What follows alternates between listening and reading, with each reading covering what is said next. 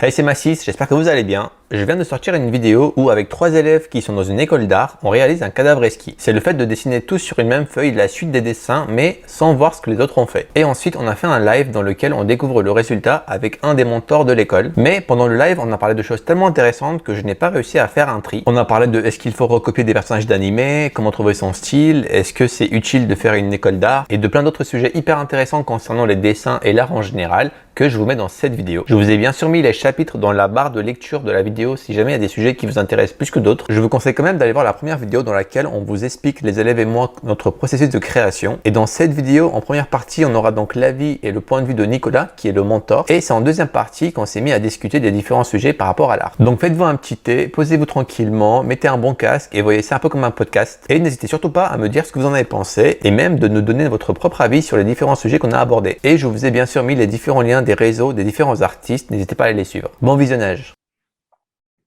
Et voilà. Ok. Ah ouais. Donc vous aviez Ok. tous chacun une partie à faire, comme vous l'avez vu, et vous comprenez maintenant en fait l'intérêt et l'importance des points d'entrée et des points de. Et ça permet de connecter un petit peu les dessins. Je trouve que c'est assez intéressant parce que on voit différents univers graphiques et ils sont liés. Donc je trouve ça plutôt sympa. Là-dessus, en fait, c'est intéressant parce que, comme il le disait, bon, je savais un petit peu sa technique de dessin parce que Alexis, je l'ai un peu suivi, pas longtemps, mais voilà, et j'ai vu là-dessus. C'est intéressant, je suis d'accord avec lui sur l'importance en fait de la composition de l'image, aussi bien pour des illustrations que quand on veut faire par exemple de la mise en scène, c'est vraiment primordial. Et c'est vrai que pour qu'un dessin soit solide, il faut qu'il y ait une construction. Et le digital, ça permet ça aussi. Ça permet de construire, rebouger les éléments. Je sais, Massis, que des fois, tu travailles sur du papier. Et du coup, des fois, c'est moins évident, en fait, la composition, la retouche, bouger les éléments. Ouais. Là, le digital, ça permet ça, justement. Et voilà, il se concentre sur la composition. Sur papier, c'est encore plus important de faire une petite esquisse de compo avant le dessin. Parce que si jamais ton truc il est mal placé ou il n'a pas le bon ratio, tu ne peux pas faire CTRL-T et le grandir. Tu vois.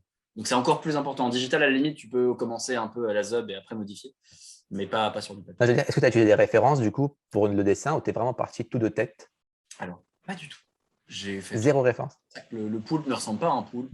Les ventouses et tentacules n'ont aucun sens. Mais il y a un truc qui est intéressant dans ce que vous dites sur la structure. Quand on veut dessiner et quand on veut se mettre au dessin, alors c'est bien parce que sur Internet, on trouve énormément de références, de dessins et ainsi de suite.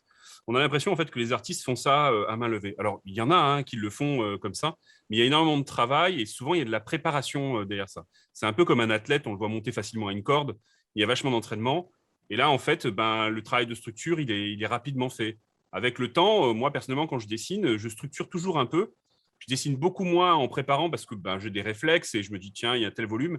Mais j'ai fait quand même une construction mentale en fait des éléments, des gros blocs et de ce qui va composer en fait mon image. Et ça, c'est important de se dire qu'on dessine directement au trait comme ça, à main levée, sans avoir prévu. C'est assez difficile quand même. Sur les grosses illustrations que j'ai en tête ou sur des projets perso, j'ai des carnets. Les carnets papier, souvent, ils servent à ça, à faire plein de tout petits carrés de thumbnail où j'essaye plein de compos différentes. Mais genre, tu sais, quand je suis dans le train ou quand j'attends le métro ou n'importe quoi, tu sais, tu fais des tout petits carrés et tu fais des gribouillis, mais en 1 minute, tu vois, juste pour poser des blocs et voir sous quel angle de caméra ça va mieux fonctionner, où est-ce que tu places ta lumière pour que ce soit bien et que ça mette bien en valeur ton sujet. Enfin, c'est au début, et je suis encore au début, les camarades sont encore au début de notre carrière, c'est important de faire ça pour que ça devienne des réflexes mécaniques comme au niveau de Nicolas. Mais effectivement, un petit carnet, ça c'est aussi une bonne chose. Normalement, quand on dessine, on aime dessiner, il faut toujours s'entraîner. Plus on va dessiner, plus on va s'entraîner, mieux ce sera. Petit carnet, ça c'est bien, faire des petits croquis et préparer, ça c'est toujours primordial là-dessus. Je sais, j'en connais quelques-uns, des artistes qui font comme ça des conférences ou qui montrent un peu leurs travaux. Et on a l'impression que du premier coup, ils jettent un peu ça là-dessus. Mais en fait, c'est vraiment très, très, très, très préparé, que ça tombe bien et que la composition soit bonne, quoi. Est-ce qu'on passe au dessin de Massis ? C'est vrai que ça prend du temps, en fait, un dessin. Ça donne l'impression que c'est vite fait, suffit de colorier, c'est fait sur ordinateur, on appuie sur un bouton, ça se fait tout seul. Voilà, et ça, c'est en fait complètement faux. Hein. Quand on dessine, on s'en rend vite compte. Le trait aussi, c'est vrai que ça se travaille, c'est pas forcément évident. Personnellement, quand je veux faire un cercle, je m'y prends à plusieurs fois parce que, voilà, en plus, ça dépend. Si tu as plusieurs écrans, tu vas te retrouver à faire un ovale pour faire un cercle. Enfin, il y a beaucoup de problèmes là-dessus.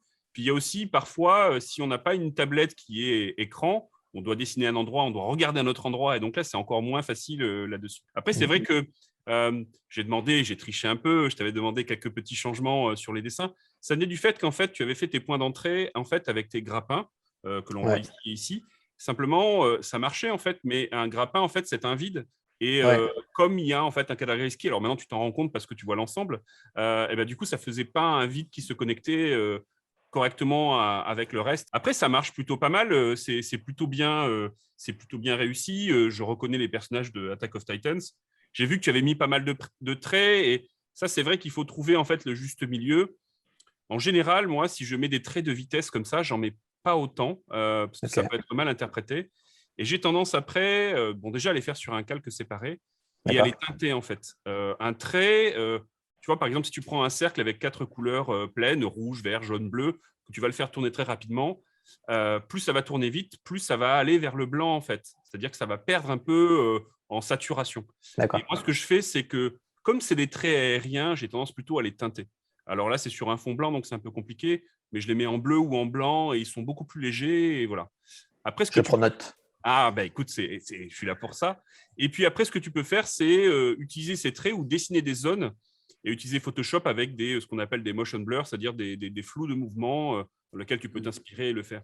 Mais généralement, voilà, un trait, comme tu as fait là, des traits de vitesse, si tu le mets au même niveau que tes traits de traçage, alors ils sont certes un peu plus légers, je le vois en détail ici, mais voilà, il faut plutôt sélectionner des couleurs beaucoup plus claires en fait là-dessus, pas poser problème là-dessus.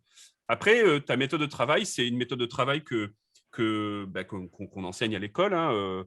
Les références, ça c'est vachement bien. Prendre des personnages qui ont à peu près les mêmes poses et ainsi de suite là-dessus. Ça, c'est plutôt une bonne méthode, une bonne manière de fonctionner. Et effectivement, c'est voilà, quand on travaille, et même moi, j'ai travaillé longtemps dans le dessin animé pendant plus de 20 ans, quand on faisait des recherches ou quoi que ce soit, eh ben, on regardait Google Images, on regardait d'autres films, on s'inspirait un petit peu de tout ça et on prenait des références. Vous avez déjà, moi j'ai eu une carrière dans l'animation, vous avez déjà vu en fait quand on fait bouger un personnage et quand on regarde les making-of, les animateurs, ils ont tendance à se filmer en fait pour s'inspirer du mouvement, de la pose et ainsi de suite. Et moi, ce que j'incite à faire, c'est quand on veut faire de l'animation ou même un dessin et qu'on ne trouve pas exactement la pose que l'on veut faire, on est tous équipés de téléphone portable, on pose, on se prend en photo. Voilà, ça donne des idées là-dessus sur les poses et les dynamiques. Après, c'est pas la seule étape qu'il faut faire. Dans le dessin, il y a quelque chose qu'il n'y a pas dans la photographie, c'est ce qu'on appelle l'importance de la silhouette. Et ça, en fait, si ta silhouette de personnage, elle n'est pas claire, on a du mal à la comprendre.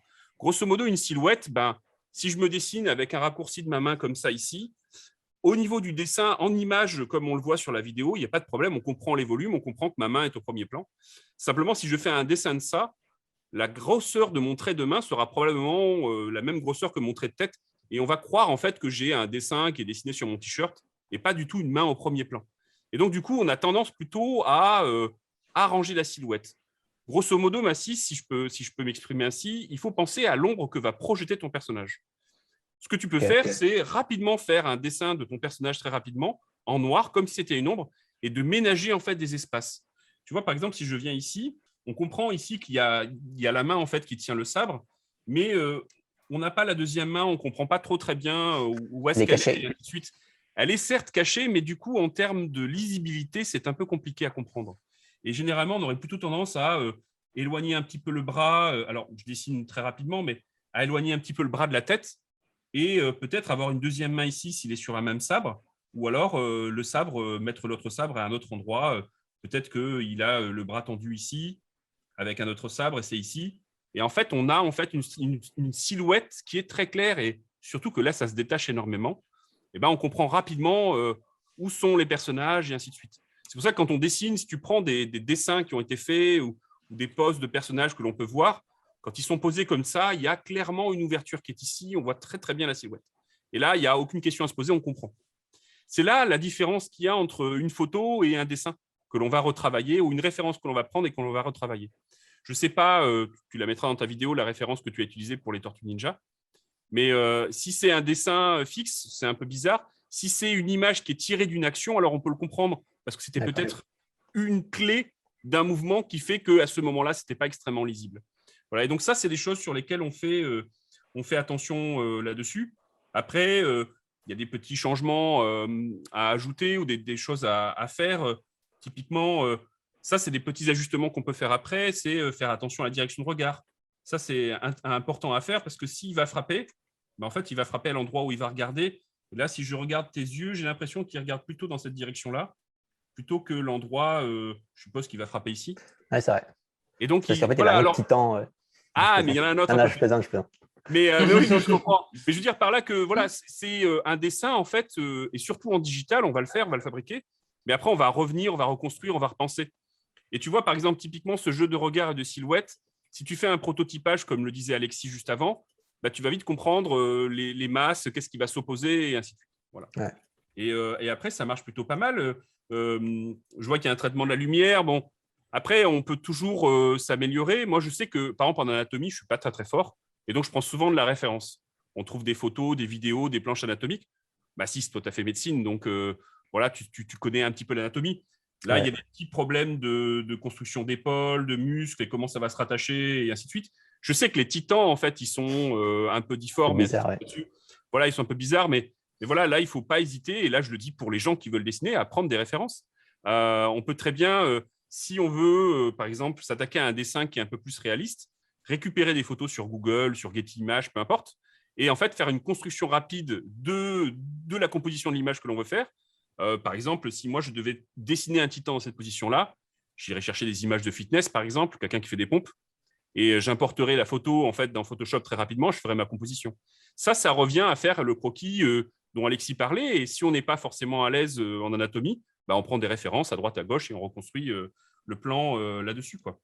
Voilà. Mais ça marche plutôt pas mal là-dessus. Après, c'est une question d'information, comment j'aurais orienté, enfin, je rentre dans les détails, mais tu vois, si son bassin est orienté ici, sa ceinture est ici, je sais que ces éléments-là sont sur ses côtés et qui sont en fait plutôt orientés comme ça, en fait.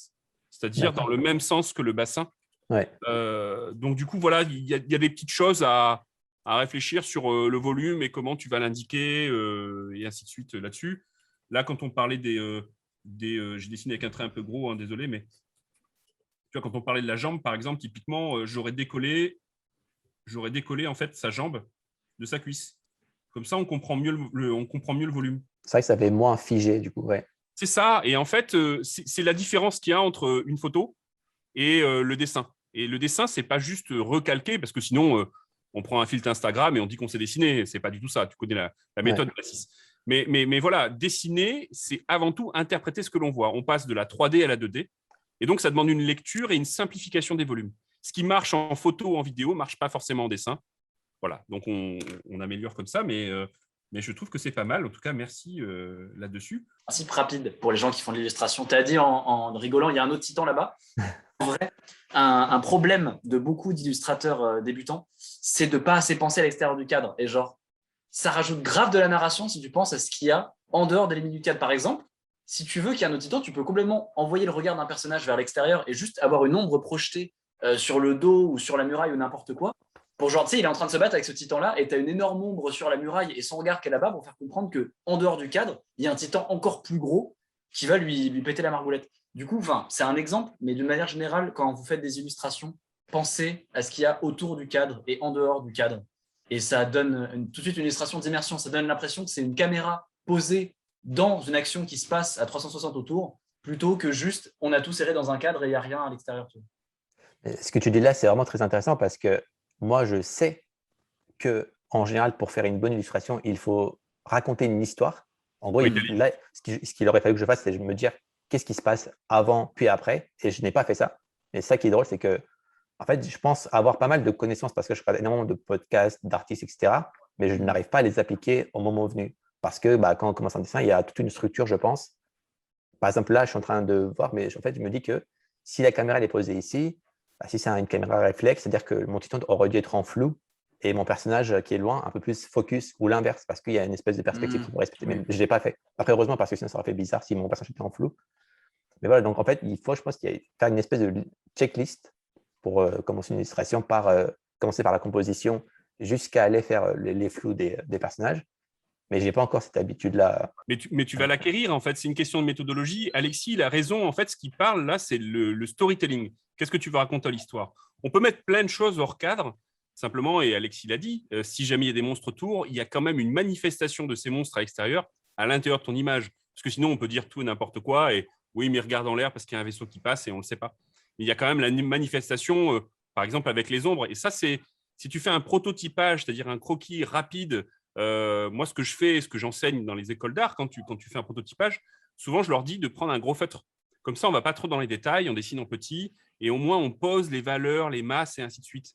Et ça, typiquement, si tu as plusieurs feutres, je sais que tu en as, du noir, du gris ou quoi que ce soit, tu pourrais très, très bien faire un prototypage sur un post-it. Donc, ça te contraint à un format tout petit, ça t'oblige à être efficace et à utiliser, par exemple, 3 valeurs de gris. Et du coup, tu commences à construire ton truc, tu vas en faire plein. Les premiers, ils vont être pourris, tu vas les jeter.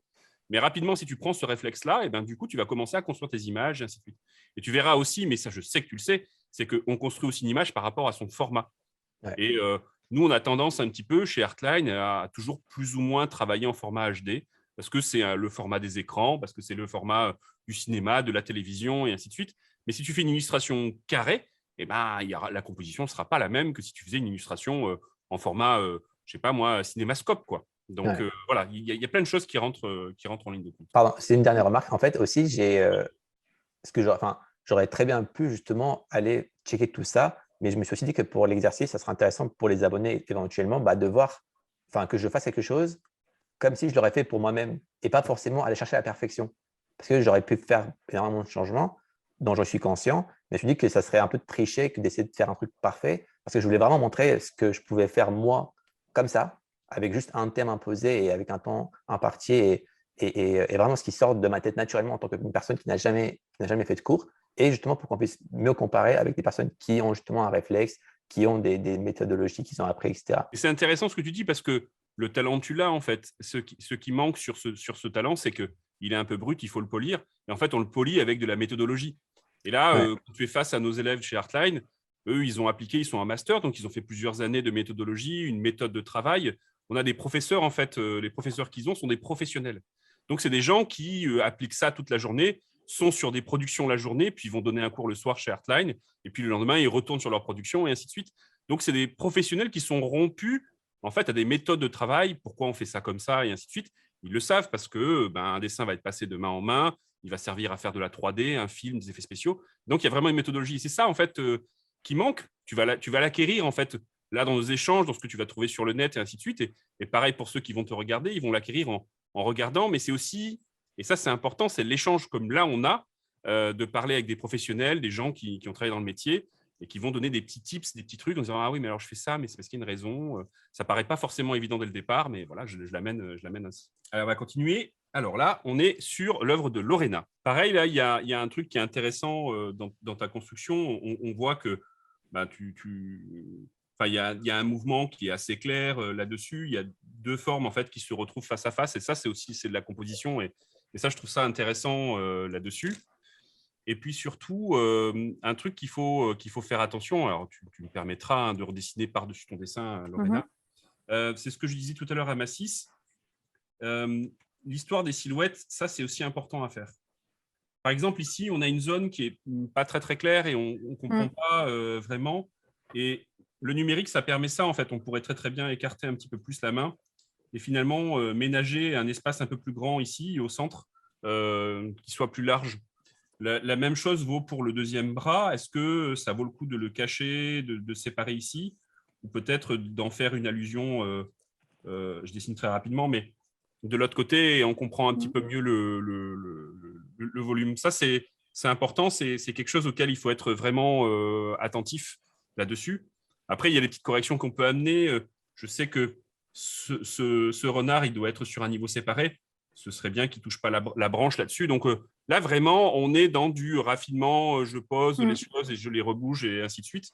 Mais voilà, après la composition, je trouve qu'elle marche plutôt bien là-dessus. On voit bien et on comprend bien la source de lumière. Et surtout, même si c'est qu'une seule illustration, on sent qu'il y a un peu un storytelling, quoi. On comprend que c'est quoi, c'est un kitsune, non, c'est ça, un renard. Kitsune, on sent qu'il y a une histoire un peu là-dedans, il y a un peu de magie et ainsi de suite, et il y a un peu de poésie là-dedans, et je trouve ça intéressant. On sent la texture des matériaux et ça, c'est intéressant si le digital permet ça. On voit que tu as utilisé différents pinceaux dans Photoshop. Alors, il n'y a pas que Photoshop, hein, il y a Krita, il y a plein de logiciels. Et par exemple, au sein de l'école, on les regarde un petit peu, on apprend un petit peu à manipuler tout ça. Et en jouant avec des jeux de broches, comme tu as fait là, on a des sensations de feuillage et on sent bien que le feuillage n'a pas la même texture que le tronc et on sent bien que les écailles du dragon sont douces si je passe la main dessus et un peu glissantes. Et on voit le côté un peu soyeux du kitsune avec ses différentes queues. Et donc, ça marche plutôt pas mal, je trouve. Est-ce que tu as eu l'idée directement? Est-ce que c'est la première chose à laquelle tu as pensé? Tu es directement Non. parti là-dessus? Ou tu Non, es non. passé par autre chose? En fait, je suis passée par plusieurs choses. À la base, j'avais 2 idées principales.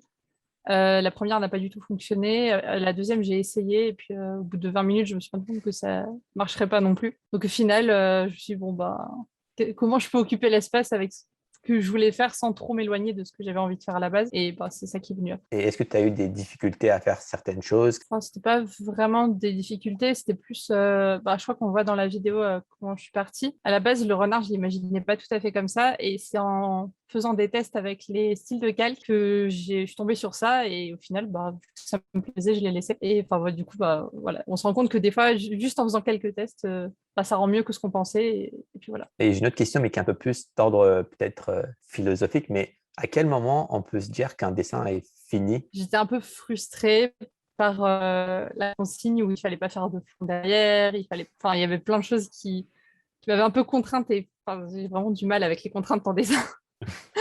Donc, j'avoue que ça m'a un peu frustrée et là, honnêtement, j'aurais pas envie de passer beaucoup plus de temps parce que là, si je devais passer plus de temps, je recommencerais à zéro, je referais tout en fait. Donc, Vaut mieux pas.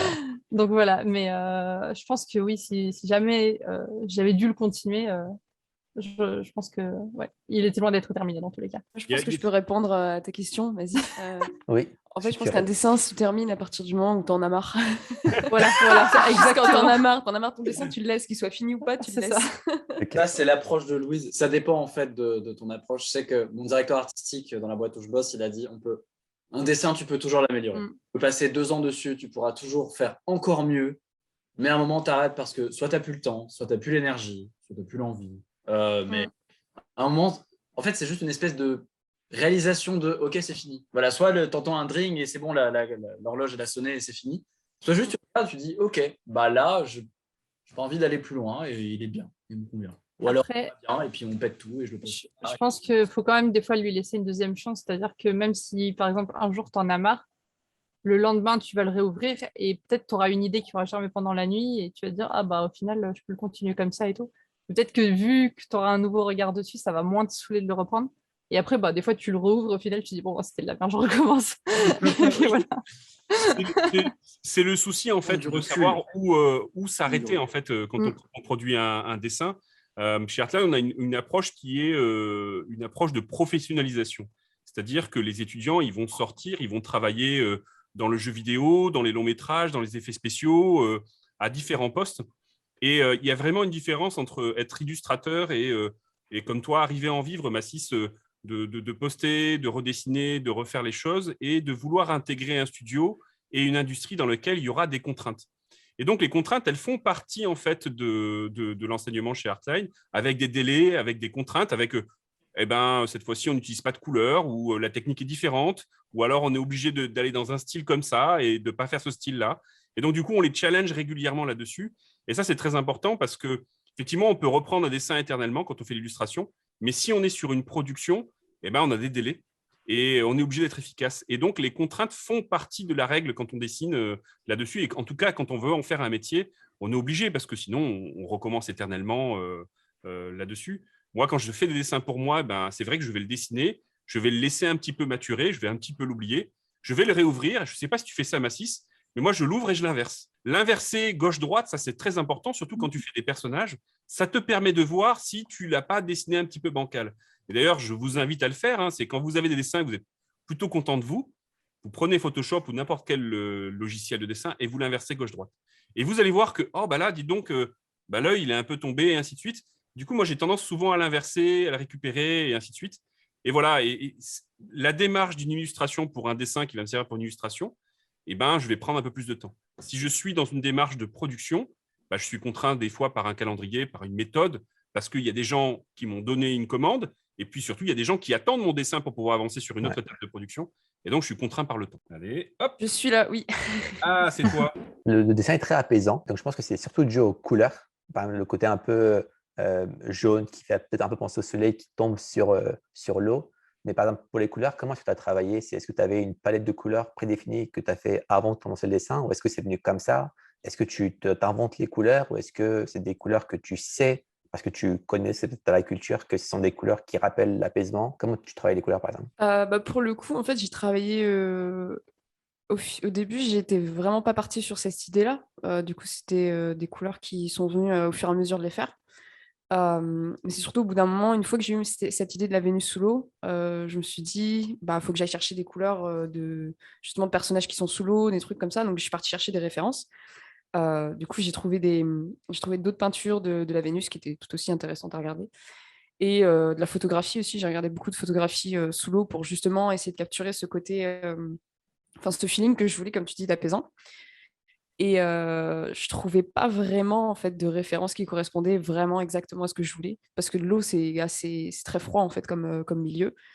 Et donc au final, je me suis un peu aidée des théories des couleurs. Enfin, c'est quand tu as la petite roue de couleurs La avec les chromatique, couleurs. Voilà, c'est ça, ouais, la roue chromatique avec les couleurs complémentaires, des choses comme ça. Et je me suis dit, si mon milieu est froid, donc un peu bleu, vert, tout ça, autant rajouter des lumières un peu chaudes.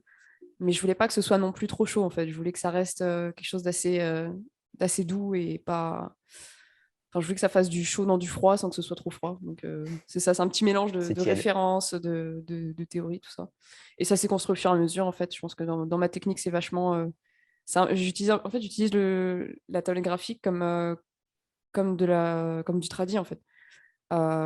Donc, j'essaie de construire mes couleurs parce que moi, je dessine très souvent sur un calque uniquement. Donc je mets mes couleurs et au fur et à mesure de mettre mes couleurs, ça fait d'autres couleurs. Du coup, je prends la pipette et je mélange encore et des choses comme ça. Donc j'aime bien utiliser ce genre de technique. Je trouve que ça fait plus un rendu organique. Et puis après, j'essaie de lisser, quoi. C'est vrai que du coup, c'est un effet plus peinture. Et j'ai une autre question. Par exemple, on voit qu'au niveau du dos, tes traits sont beaucoup plus brouillons, entre guillemets, que ceux qui sont présents au niveau du visage. Ça, je suppose que c'est voulu, c'est pas un manque de temps ou autre. Et du coup, comment est-ce que tu choisis ou est-ce que tu fais tes traits d'une manière un peu plus sale ou est-ce que tu te concentres? Est-ce que c'est est-ce que c'est tout le temps le visage sur lequel tu te concentres? Est-ce que c'est pour faire passer un message? Est-ce que c'est voulu ou pas? Ok, alors du coup, pour pas décevoir, et en fait pour décevoir, j'avoue que les traits brouillons, c'est juste parce que j'avais la flemme, Ok. tout simplement. J'aurais pu dire que c'était artistique. Non, non, c'est pas artistique. Ok, ok. Si je m'étais vraiment donné, j'aurais pu faire quelque chose de plus proche, de plus propre. Mais j'avoue que moi, passer trop de temps sur un dessin, tout de suite, ça me saoule. Mais du coup, c'est vrai que pour contraster avec ce côté brouillon qui est ailleurs, et que surtout, moi, ce que je voulais mettre, c'est vraiment recentrer le regard du lecteur sur le visage, les cheveux, tout ça. J'ai vraiment plus travaillé le visage pour le rendre plus doux et mettre toute la lumière dessus aussi pour pas que justement les gens aillent regarder ailleurs là où c'est sale. C'est malin parce que finalement, ça dirige un peu le regard Mm. ici, en fait.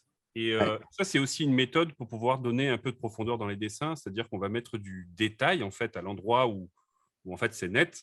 Et effectivement, c'est beaucoup plus flou quand on arrive dans des zones comme ça. Du coup, ça donne de la distance. Là, ce qui est intéressant chez Louise, c'est qu'elle a aussi mis en premier plan des petites bulles qui sont légèrement floutées, Mm. ce qui fait qu'on a vraiment en fait une dimension là-dedans. Le côté aquatique, c'est plutôt bien réussi, les couleurs sont bien. Puis surtout, on reconnaît un petit peu l'influence du tableau de Botticelli. Et je trouve que ça, c'est intéressant parce que Louise l'a très bien dit, quand on dessine, c'est à la fois un mélange de technique et d'art et d'influence et de ce que l'on a vu dans la journée, de ce que l'on a rêvé, de ce que l'on aime bien et ainsi de suite. Et on mélange un peu tout ça dans notre tête et sort après des œuvres comme ça qui sont super belles. Ça fonctionne bien, il y a des petits détails qui sont intéressants.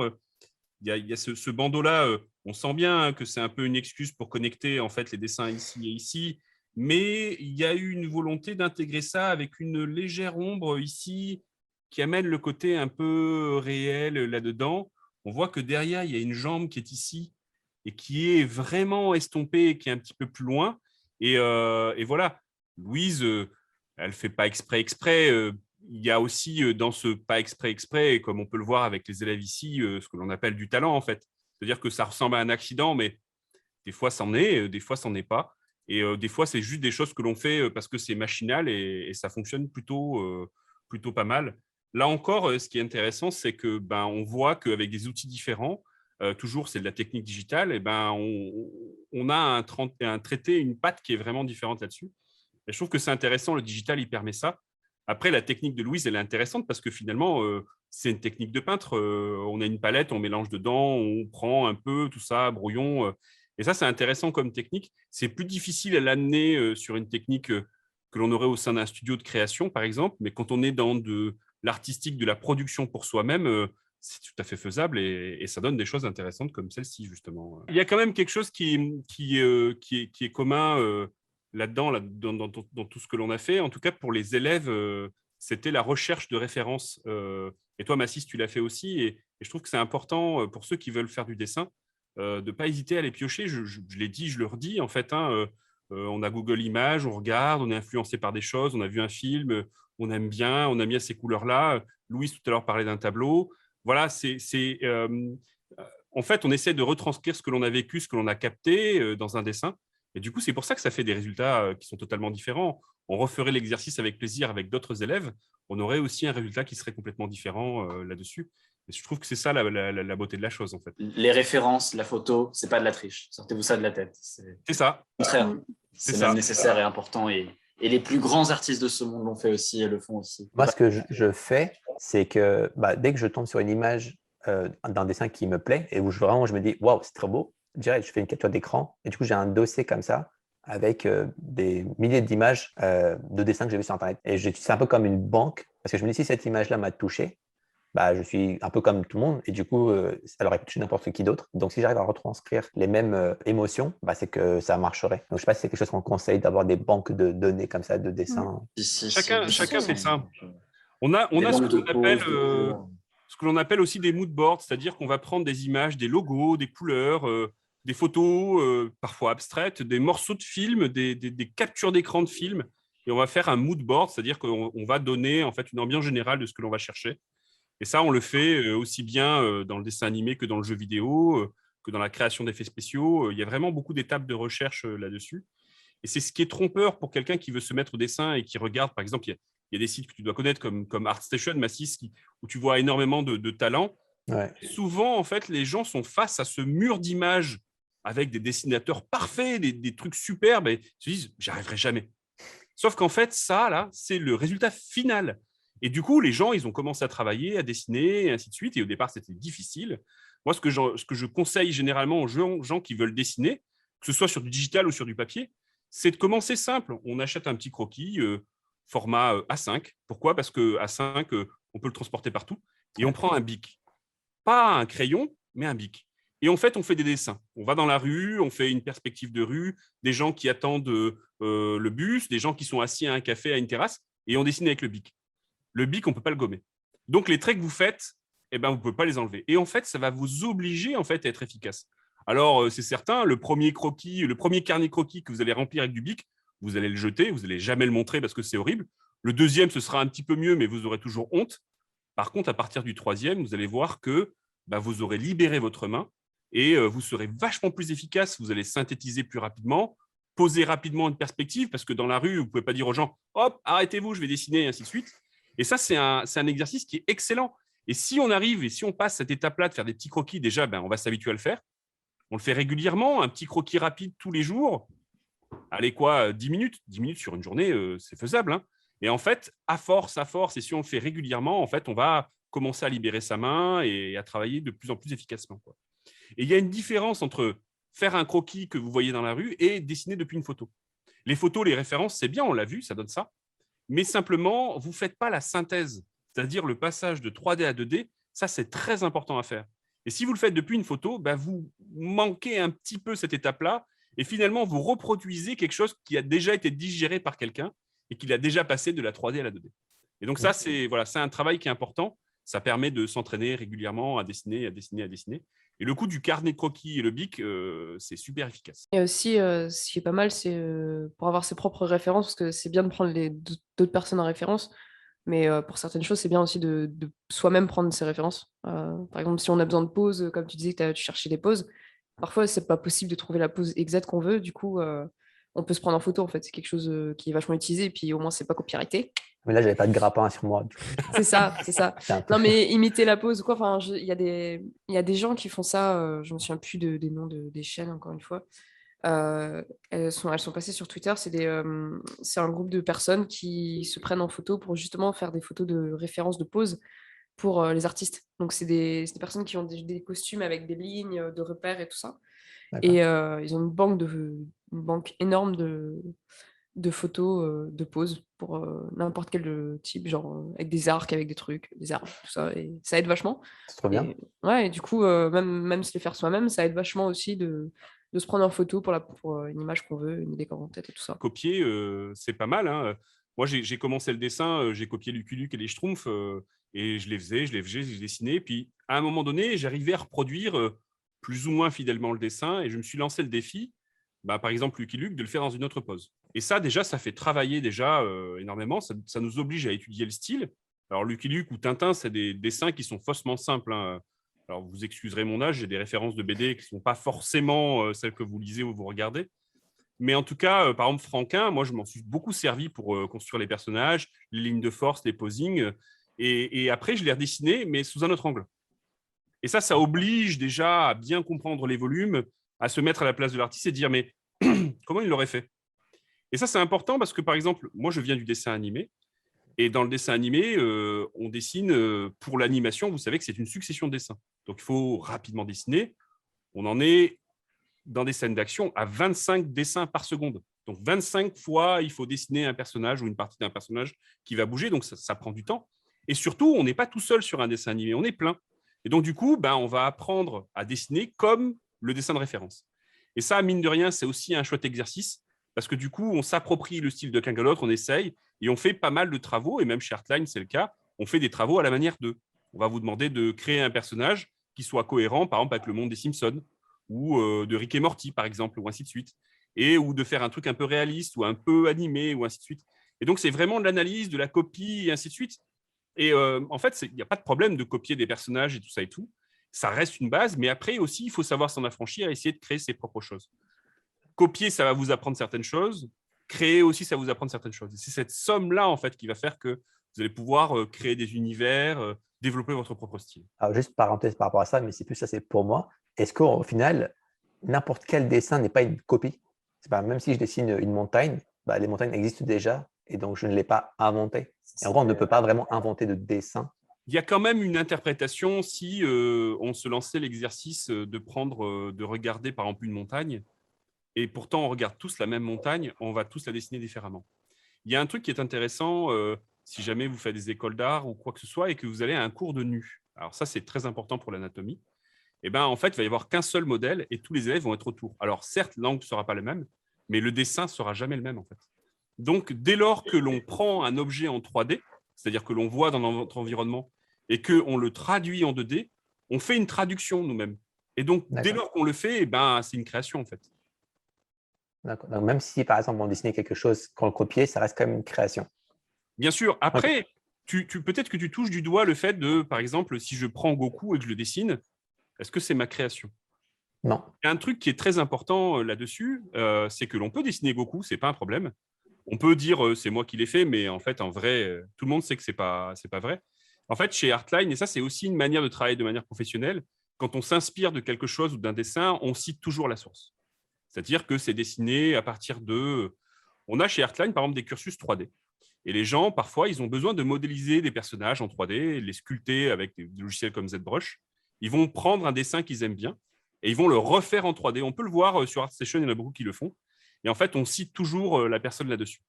Et donc, en fait, effectivement, la création du personnage, le design du personnage, il a été créé par quelqu'un. Et nous, on a fait, par exemple, une interprétation 3D. Ou alors, on a fait ce qu'on appelle un fan art, c'est-à-dire qu'on a pris Goku et on l'a dessiné avec nos propres influences. Voilà. Mais il faut toujours être honnête, en fait, dans la démarche. Il n'y a aucun souci à redessiner quelque chose. Le problème qu'il y a, c'est, et ça arrive souvent, j'espère que ça ne t'arrivera pas, Massis, mais quand tu fais des créations, moi, ça m'est arrivé de faire des créations et que quelqu'un la vole, le dessine et dit que c'est lui. Et donc ça, c'est problématique. Par contre, j'ai des gens, J'ai travaillé, moi j'ai fait beaucoup de séries de dessins animés. Je travaillais sur des séries et après on avait des gens qui faisaient des fan art des séries que j'avais fait. Et donc retrouver des dessins de la série que tu as fait, c'est toujours C'est ça. sympa à voir à l'écran ou quoi, et c'est toujours touchant. Et les gens ont toujours l'honnêteté de dire, bah non, mais ça c'est tiré de, et ainsi de suite.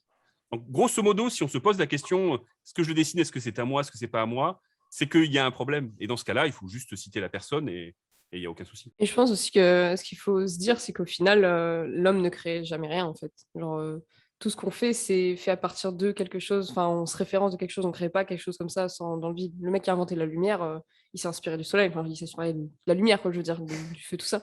Enfin, c'est con comme exemple, mais c'est un peu Ouais. ça. C'est qu'en gros, tu prends l'idée de quelque chose, tu t'inspires de quelque chose et t'en sors quelque chose de nouveau, mais on ne crée pas vraiment. Donc au final, se dire que la création qu'on a faite est purement notre création, c'est impossible, en fait. C'est juste impossible. En fait, Que ça l'acte reste. de création, c'est pas justement de combiner des concepts comme ça, à la manière de voilà, rien ne se crée, tout se transforme. Tu vois, moi, je suis pas forcément d'accord avec cette idée de tout copier, qui était l'idée d'Aristote en mode oui, l'art c'est forcément de la copie ou quoi. Pour moi, la création, par définition, dans le milieu artistique, c'est prendre des concepts, les mettre ensemble, en enlever des bouts, les faire frire, mettre de la panure autour, enfin n'importe quoi, mais c'est trafiquer des trucs qui existent déjà. Donc oui, je suis un peu d'accord, mais pour moi, la création, c'est ça. La création, je ne suis pas forcément d'accord avec Louise, mais on peut faire de la création originale, en fait, mais c'est vrai qu'on a toujours des influences. Ton passé massiste, ta culture orientale, tout ça et tout, va faire que si tu fais de la création de personnages qui n'existent pas, il y aura peut-être ça, il y aura peut-être dans ta culture, tu aimes bien ce genre de couleur-là ou ce genre de motif. Et donc, ce sera là et ce sera de la création. Si tu prends le dessin que tu as fait, qui est tiré de Attack of Titans, c'est une création. Est-ce que c'est toi qui es l'auteur des designs originaux de Attack of Titans? Non, et personne ne pense que c'est toi, en fait. Bon, ce serait chouette si c'était toi. Mais voilà, donc ça reste quand même une création. Ouais. Faut juste être honnête.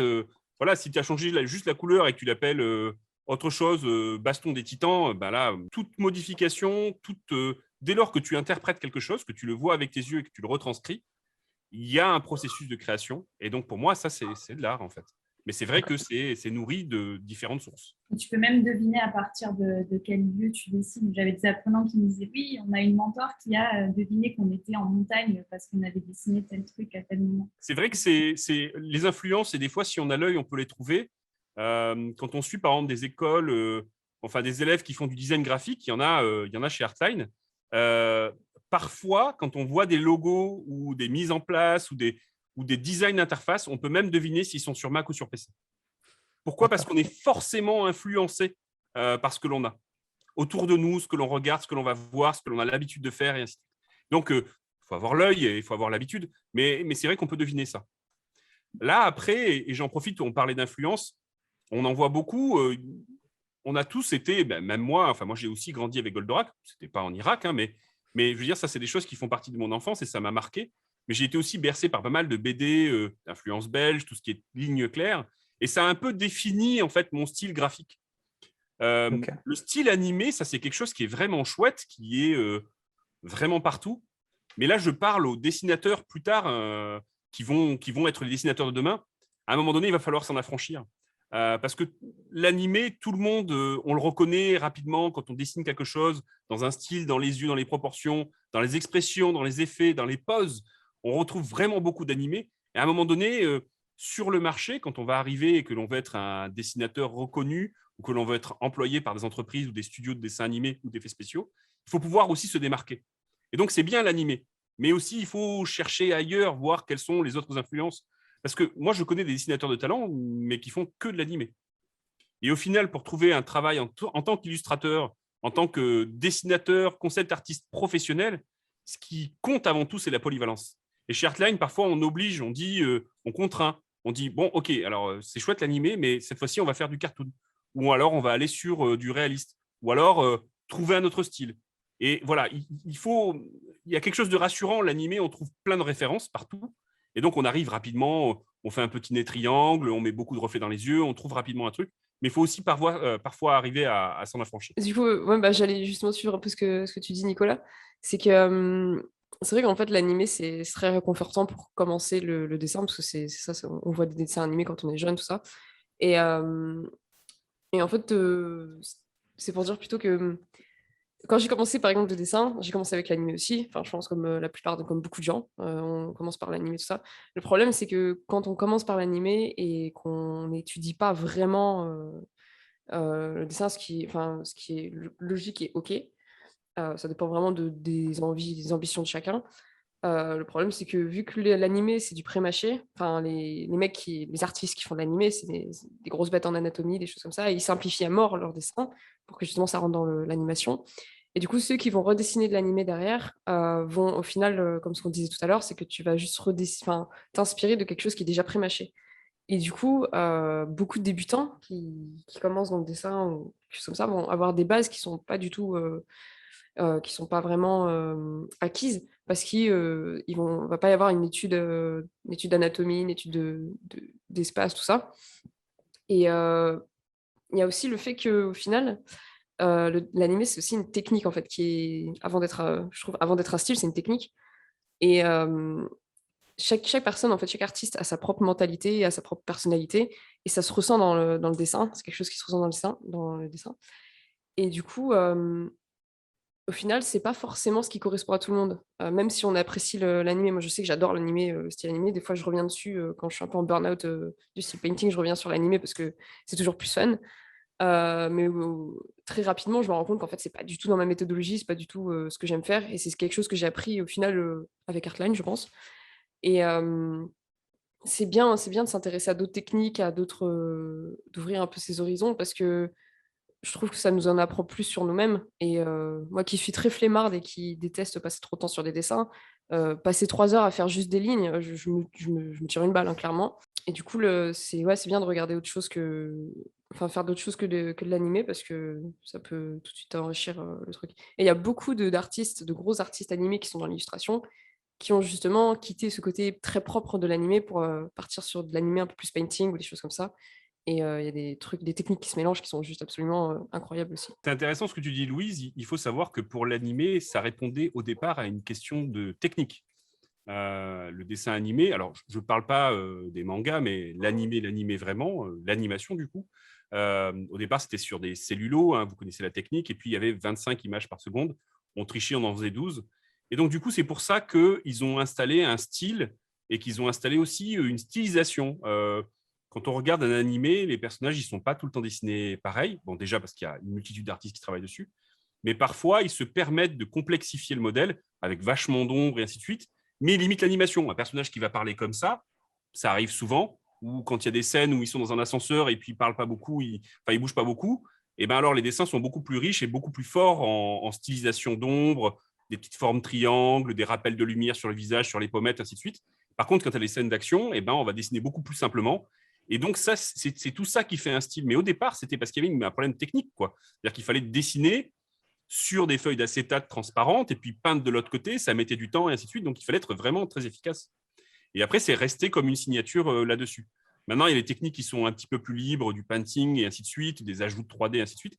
Mais c'est parce que aussi les techniques de production ont évolué là-dessus. Justement, j'ai une question par rapport au style. Là, quand on regarde le Cadavreski, eh ben, on reconnaît un peu quelque chose de différent dans chaque dessin et qui a l'air d'être propre à son créateur. Et par exemple, on pourrait se demander, est-ce que c'est votre style, ce que vous avez fait? Est-ce que c'est un style que vous avez créé? Est-ce que c'est quelque chose… Enfin, comment est-ce que ça vous est arrivé dans votre vie de trouver ce style-là? Est-ce que ça a été une révélation ou c'est à force d'avoir dessiné tout le temps la même chose et vous vous êtes dit, ah tiens, j'aime bien ce style-là, donc je reste là-dessus? C'est par rapport à votre style. Comment est-ce que ça vous est venu? Bah déjà, le style, moi, mon inspiration, le studio qui m'a donné envie de faire du concept art, de me lancer là-dedans, c'est Ankama. C'est ceux qui ont fait d'Office et Wakfu. J'adore ce qu'ils font. Je suis un fan depuis que j'ai genre 9-10 ans. J'ai vraiment grandi avec ça et du coup, c'était ce truc tout en painting, sans les lines, avec des couleurs très vives et des effets de lumière très marqués, ça m'a toujours beaucoup influencé, mais je ne me suis pas directement orienté là-dessus. Mais c'est avec, on avait un cours Artline avec un certain Ulysse Verracelt, un putain de tueur. C'est un malade, ce mec, il est super fort. Et qui nous a un peu justement orienté vers cette technique d'aplat de couleurs. Et puis moi aussi, j'ai un problème, c'est que quand je veux faire des projets, je veux en faire beaucoup trop. Je veux tout faire genre 25 illustrations, 50 personnages et tout, et voilà. Et du coup, en travaillant comme ça, je me suis rendu compte que c'était plus rapide. Plutôt que de faire crayonner, ancrage, couleur, enfin crayonner line, couleur, là, c'était crayonner, couleur. Et du coup, je gagnais un temps prodigieux. Et c'est aussi ça qui m'a orienté là-dessus. Mais j'aurais pas la prétention de dire que c'est mon style. Non, il y a des trucs que j'aime bien. Genre, j'aime bien mettre des petits spirales, j'aime bien mettre des ciels avec des petites étoiles dans le ciel, même quand il fait jour, tu vois. C'est plus des gimmicks à moi, mais globalement, mon style, c'est très inspiré de styles en cel shading, genre Wind Waker, genre Ankama, genre. J'aurais pas la prétention. Je pense que tant que tu n'as pas 10-20 ans derrière toi, tu peux pas avoir la prétention de dire que c'est ton style. Tu peux dire tu dessines d'une façon inspirée d'eux, tu vois. Et ça peut être la confluence de plusieurs inspirations. C'est pas le problème. Mais dire c'est mon style, c'est moi qui l'ai créé. Je trouve que c'est beau, c'est T'es modeste. à 2 étages au-dessus de mon postérieur, quoi. Mais Alexis, moi, je suis pas d'accord avec toi parce que si tu mets plein de dessins de plein d'élèves, je On suis peut capable reconnaître de celui d'Alexis. trouver celui d'Alexis. En Ouais. fait, tu l'as ton style. Simplement, tu vas le faire évoluer le long de ta carrière. Il va peut-être changer, évoluer, se durcir, s'adoucir, changer radicalement. Mais vous avez chacun un style. Et en fait, on peut le reconnaître très, très, très rapidement. Donc, je pense que dès lors qu'on commence à produire plusieurs choses, que, comme tu le dis, toi, tu as été inspiré par un des mentors que tu as eu chez Artline et ainsi de suite. C'est pour ça qu'on fait venir des gens de l'extérieur. D'ailleurs, des gens qui ont travaillé sur Wakfu, on a des professeurs chez nous, des mentors qui ont travaillé sur Wakfu, qui donnent des cours au sein d'Artline. Et du coup, ils vont forcément vous influencer. C'est pour ça qu'on les amène là-dessus. Et ils vont vous aider à construire un style. Mais en fait, un style, on en a tous un au départ. Simplement, parfois, on ne l'assume pas vraiment.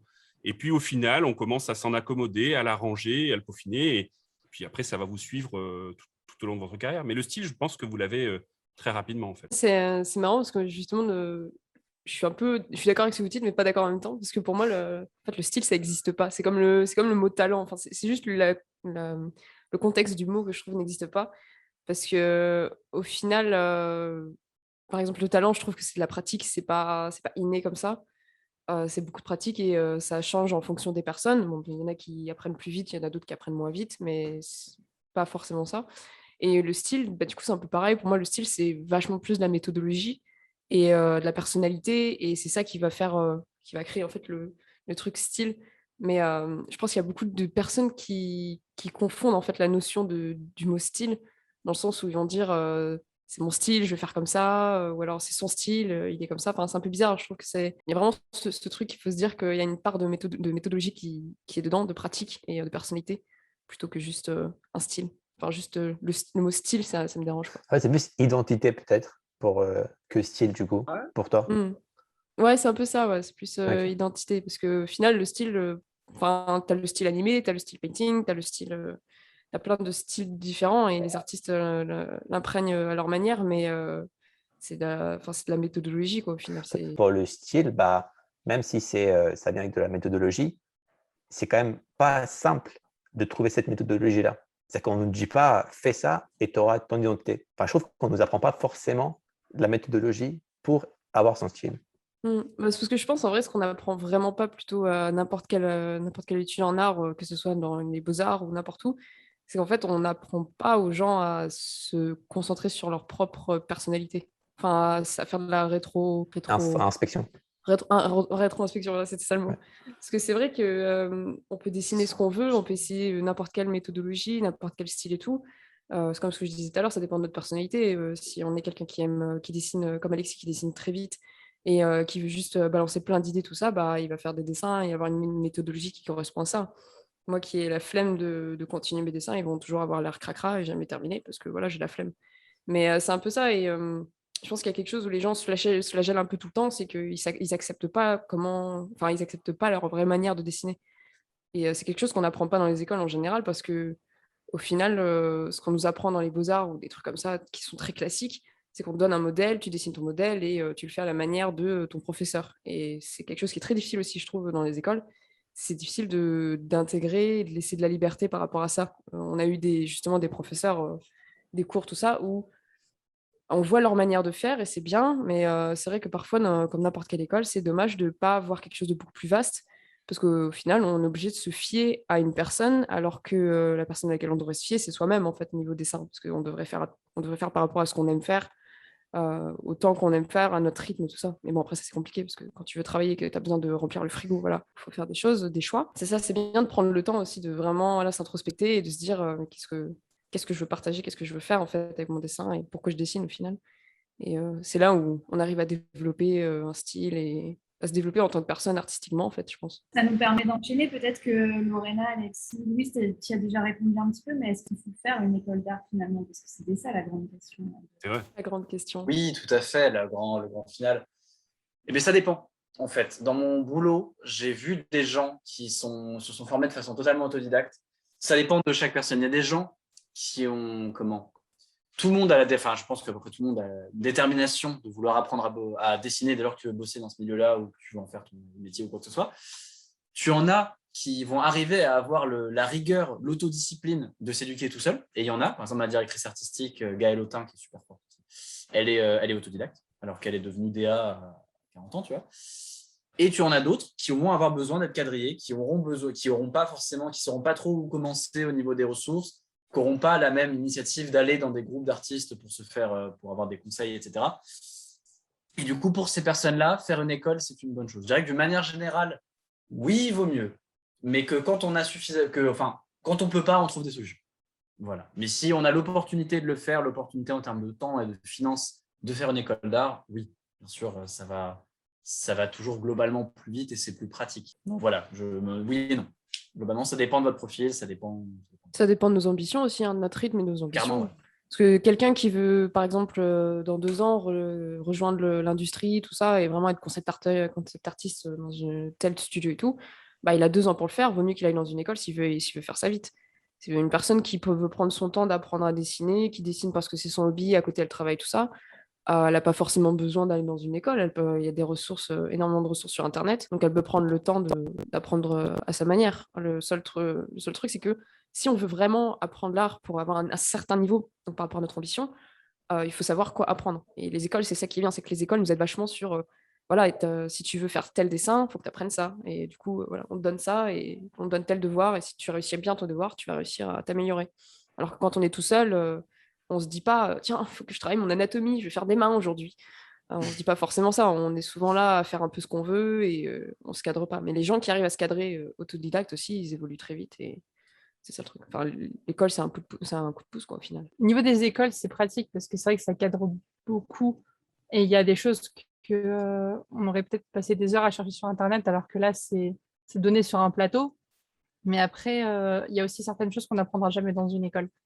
Et là, c'est plus des points très, très spécifiques pour des choses, vraiment des intérêts qui sont relatifs à chaque personne. Et ça, par contre, aller dans une école ou non, ça aidera pas, quoi. C'est vraiment, il faut chercher sur Internet, dans les bibliothèques. Enfin, maintenant, les bibliothèques, c'est un peu hors de sujet parce qu'on peut trouver quasiment tout sur Internet. Mais enfin, moi, je parle dans mon cas, il y a énormément de choses relatives à la 3D. Là, vu que c'est pas dans mon cursus, si je le fais pas à côté, je l'apprendrai jamais. Non, c'est ça aussi, il faut penser la curiosité. Enfin, une personne qui rentre dans une école et qui se dit ah, je vais dans cette école, du coup, je vais savoir trop dessiner. Et, elle fait des exercices un peu bateaux comme ça, sans réfléchir, s'il n'y a pas de curiosité. En fait, ça casse tout parce que tu apprends la théorie, tu apprends la pratique, mais en tant que tu ne te crées pas en tant qu'artiste. Donc, faut pas rejoindre une école juste pour se dire l'école, elle va tout me donner, quoi, parce que c'est complètement faux. Putain, une école, ça reste une base. Dans tous les cas, faut jamais se contenter que de ça parce que tu as beau suivre les cours à la lettre et même faire les exercices plusieurs fois,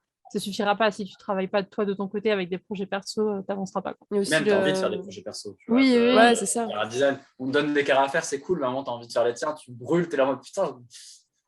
Oui, non, mais après, le problème, c'est qu'il y a énormément d'élèves qui s'inscrivent dans des écoles. Et là, je parle pas que d'élèves à Artine, je parle des écoles en règle générale dans les écoles d'art. Oui. Il y en a plein qui s'inscrivent, qui suivent le cursus, mais consciencieusement, qui sont là au cours et tout ça. Mais ils font que les exercices. Ils font pas des choses à côté. Et du coup, ils sont là, mais pourquoi j'avance pas?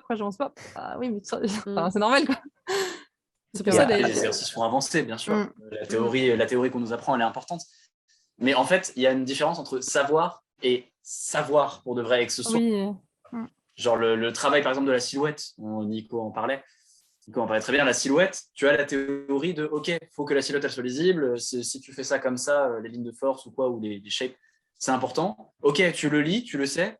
Mais tant que tu n'auras pas tapé 150 dessins où tu auras pensé à la silhouette et à comment tu vas la faire, etc., ça ne va pas devenir un automatisme. Donc c'est tout. C'est comme le piano. Tu vois, je peux lire une partition et le jouer comme ça d'un coup. Ok, cool. Mais si je veux vraiment être capable de le jouer à peu près n'importe quand, faut que je le refasse 60 fois de mon côté. Tu vois. Puis il y a aussi le côté où c'est là où moi, de mon côté, j'affranchis toujours les consignes parce que j'aime pas ça, mais c'est aussi parce qu'au final, Si on te demande de faire des silhouettes, tu vas faire OK, je vais faire des silhouettes. Mais à côté de ça, en fait, qu'est-ce qui va rendre ton travail spécial? C'est pas juste de faire des silhouettes et de faire l'exercice. C'est de regarder en dehors de l'exercice, qu'est-ce que tu peux amener à ta silhouette? Genre, pourquoi tu veux faire une silhouette? Une silhouette de quoi? D'animal, d'humain? Tu vas chercher un peu à droite à gauche, tu vas avoir de la narration qui va venir s'imbiber en fait. Et c'est ça qui est important, c'est que voilà, l'école te donne les exercices, mais à côté, il faut savoir chercher ailleurs quoi, pour justement construire sa curiosité, je pense. Après, c'est vrai, c'est comme dans n'importe quelle formation. Par exemple, quand on faisait le bac, pour passer le bac, il fallait faire des annales d'autres pays et vraiment aller chercher le plus loin possible. Et moi, ce que je pensais, c'était que, après, peut-être que je me trompe, mais j'ai l'impression que quand on est artiste, un peu comme tu disais tout à l'heure, Louise, c'est qu'on aime bien être un peu en dehors, pas forcément à côté, mais un peu en marge de la société, parce qu'on fait quelque chose que pas forcément tout le monde fait, c'est-à-dire qu'on crée pour le plaisir, pour le divertissement, etc. Et de par ça, personnellement, c'est mon cas, ben, je n'ai jamais aimé être à l'école. Mais du coup, là, ce que je trouvais bien avec Artline, c'est qu'on n'a pas à être dans une école, donc c'est 100% en ligne, mais il y a quand même des lives qu'on doit faire avec des mentors, c'est ça? 2 heures par Ah, semaine par UV, en fait. Et du coup, ça permet en même temps d'avoir ce petit rendez-vous un peu scolaire qui permet quand même de nous garder dans une trajectoire académique, mais en même temps d'être libre, parce que je suppose qu'à côté, on peut faire ce qu'on veut en fait. C'est quoi, par exemple, votre répartition des cours et votre vie? Est-ce que vous avez un travail à côté? Est-ce que vous dessinez Bah, juste? ouais, en fait, ça dépend. Je pense que Louis, je sais pas toi si tu as fait un travail à côté aussi, mais moi, par exemple, les 2 premières années de bachelor, j'ai fait un travail à côté pour payer les études, du coup. Et là, par exemple, pour le master, il y a un système de tutorat qui a été mis en place où, en gros, on suit des élèves des cursus en dessous. On D'accord. les accompagne, on leur donne des conseils, on suit les auto-formations et en échange de ça, on paye la formation moins chère, en fait. Donc ça, Trop bien. c'est pratique pour nous parce que Bah ça oui. nous permet d'avoir beaucoup de temps à consacrer au master, mais aussi du temps à consacrer à l'école. Et après, bon, il y a Alexis qui est en alternance aussi à côté, donc c'est assez varié. Je pense que chacun a un peu son histoire à raconter. Artline, ça permet en fait de pouvoir avoir en fait une activité à côté, même si c'est pas facile. On a beaucoup d'élèves en fait qui sont, on a des artistes qui sont assez jeunes, mais on a aussi des gens qui sont en reconversion professionnelle. On a, tu l'as dit, tu as fait médecine. On a chez nous un artiste qui est médecin et qui veut se diriger vers le dessin. On a des mères de famille qui ont consacré une grande partie de leur vie à élever leurs enfants et qui maintenant veulent vivre de leur art et qui se mettent à travailler là-dessus. On a des gens qui font du travail alimentaire, qui leur permet de payer les factures, par exemple, qui travaillent dans un supermarché ou quoi que ce soit, et qui après arrivent à suivre les Au cours McDo. ou au McDo ou peu importe. Et en fait, le système d'Artline permet ça. En fait, on a des rendez-vous réguliers. On a un exercice que l'on va donner le lundi, par exemple, que l'on va commencer à travailler. Et puis, on aura un rendez-vous généralement en fin de semaine, le jeudi ou le vendredi, avec ce que nous, on appelle un mentor. En fait, c'est un professionnel qui va venir, qui a vous aiguiller, qui va aiguiller les élèves sur les exercices, leur donner des petits conseils et ainsi de suite, parce qu'ils ont eu un exercice et une vidéo qu'ils ont déjà vue. Et donc là, on a une session de live, en fait, dans laquelle le professionnel va parler comme là on le fait face à des élèves, donner des conseils, des exemples, et ainsi de suite, et va commencer à donner des corrections. Et en fait, les personnes qui ne peuvent pas assister à ce live-là ont accès à cette vidéo-là en asynchrone, c'est-à-dire qu'ils peuvent le regarder plus tard et regarder, ils auront des retours là-dessus. Mais comme l'ont dit en fait les élèves ici, rentrer chez Artline, c'est aussi prendre en fait son courage à deux mains et dire faut que je travaille, ça va pas venir tout seul en fait. Ouais. C'est pas parce que j'assiste à tous les cours et que je fais l'exercice que ça va aller. Une école, on peut devenir artiste sans faire une école, si c'est pour répondre à la question. Mais si on veut se professionnaliser, intégrer une structure, un studio de jeux vidéo, un studio de dessin animé, alors il faut passer par des méthodes en fait. Et ces méthodes-là, on les enseigne à Artline, une méthode de travail, de comment on aborde un travail, comment on le rend. On met beaucoup l'accent sur, on met souvent des exercices qui ont un rapport avec leur situation professionnelle future, rendre un exercice, créer une bible, un environnement, et ainsi de suite. Donc, il faut un cadre, tout ça. Et ça ne se fait pas sans travail, en fait. Donc, effectivement, il faut travailler, il faut dessiner. Ça ne tombe pas tout seul, hein, ça, c'est certain. Je pense que c'est la force d'Artline aussi, c'est justement de s'affranchir du système scolaire français qui est très basique. Dans des écoles françaises classiques, tu as une manière d'apprendre, tac, tac, tu t'apprends comme tous les autres, tout ça. Et Artline, ce qui est bien, c'est que justement, on apprend à notre rythme, par rapport à nos objectifs aussi, hein, comme ce que je disais tout à l'heure. Quelqu'un qui veut direct aller dans une entreprise de dessin, enfin, de judo ou quoi, après Artline, Elle fait les exercices à fond, elle peut faire. Enfin, vraiment, voilà, elle peut charbonner tout ça. Tu peux travailler en même temps que d'être dans l'école, mais c'est pas non plus forcément facile parce que tu perds beaucoup de temps. Donc, le temps où tu vas travailler ailleurs, tu vas le perdre sur le temps où tu pourrais dessiner, par exemple.